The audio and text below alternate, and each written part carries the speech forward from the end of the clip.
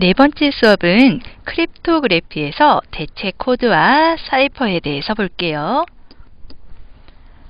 크립토그래피 중에서 전위 방식은 그냥 자리 바꿈 정도지만 대체 방식은 평문의 문자를 정해놓은 규칙에 따라 다른 문자로 교체하는 것이에요.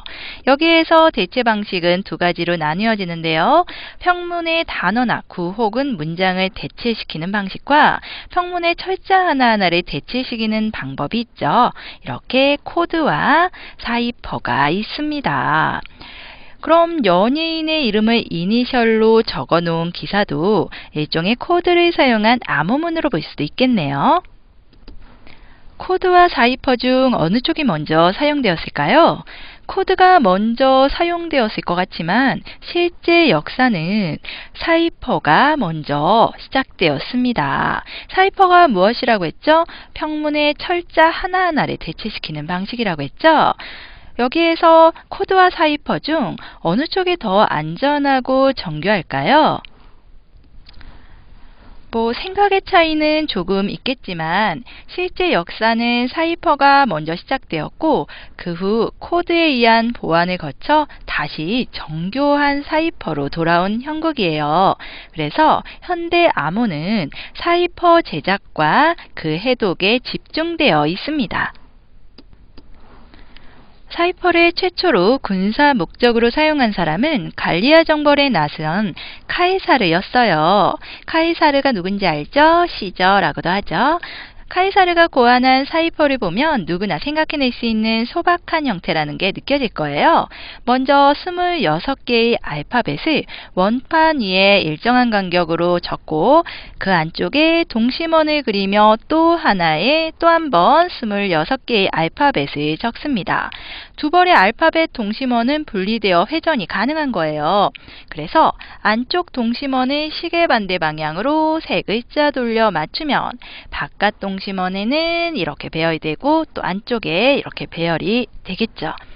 이 암호문을 받은 카이사르는 사이퍼 원판의 안쪽 문자열을 시계 방향으로 세 문자를 돌려 Q와 맞닿은 N 그리고 여기에 이러한 암호문을 받았을 때 Q와 맞닿은 N 그리고 H와 맞닿은 E 이렇게 읽어서 이러한 문장을 찾아냅니다. 카이사르의 사이퍼는 현대 암호학에서도 중요하게 여기는 핵심적인 요소 두 가지를 포함하고 있는데요.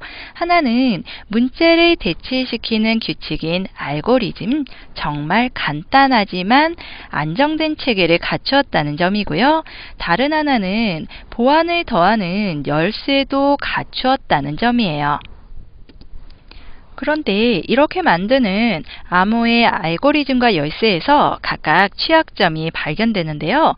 먼저 알파벳끼리 마하고 자리를 바꾸는 전반 대체 알고리즘의 취약부터 생각해 볼게요. 아무리 임의의 배열을 한 알파벳을 암호 사이퍼로 사용한다고 해도 평문의 알파벳과 1:1 대응을 시키는 방식임은 변함이 없죠.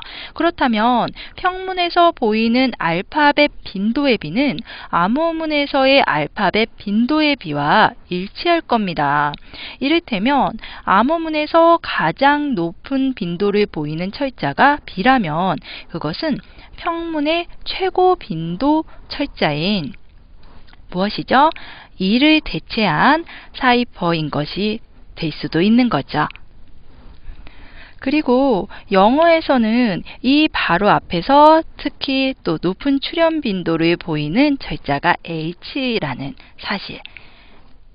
이러한 빈도와 관련된 고유 특징을 종합하면 대체된 사이퍼 알파벳을 원래의 평문 알파벳으로 충분히 복구할 수 있습니다. 이런 기발한 발상 덕택에 수백 년 동안 깨질 수 없다고 여겨졌던 암호도 결국은 몇 분 만에 해독할 수 있는 돌파구가 열렸어요. 이 놀라운 업적은 언어학과 통계학 지식에 종교적 열정까지 가진 이슬람 학자들이 어우러져 읽어낸 결실인데요. 이것을 빈도 분석법이라고 부릅니다. 이슬람 학자들은 비밀 통신과는 상관없이 코란을 연구할 종교적인 이유에서 시작했다고 해요. 사이퍼 암호를 보강하기 위해 코드가 사용되기도 했지만 빈도 분석법으로 해독되어 버린 알고리즘의 취약성이 코드 사용만을 부른 것은 아니에요. 다음에 이어진 것은 바로 빈도 은폐술이라고 할 수 있겠네요. 그리고 더욱 강력한 형태인 복합 대체 사이퍼가 등장을 합니다. 복합 대체 사이퍼는 카에사르 알파벳 26가지를 차례로 늘어놓은 비즈네르 표 하나를 작성해 놓으면 누구나 만들 수가 있는데요. 그리고 여기에서 찾아보았을 때 키워드가 sorry, SORRY일 때 N에 해당하는 암호문 사이퍼, S로 시작하는 열에서 대체시켜서 F를 얻고 또 E에 해당하는 암호문 사이퍼는 O로 시작하는 열에서 대체시켜 S를 얻습니다. 이러한 방법으로 암호문을 찾아낼 수가 있는데요.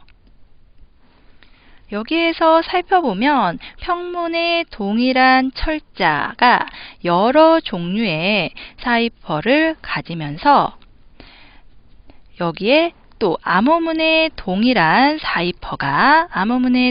사이퍼가 또 원래의 여러 종류의 평문 철자를 가지는 것을 확인할 수 있어요. 이런 암호체계는 빈도 분석법으로 해독되지 않고요. 무한할 정도로 많은 열쇠를 활용할 수 있는 큰 장점이 있습니다.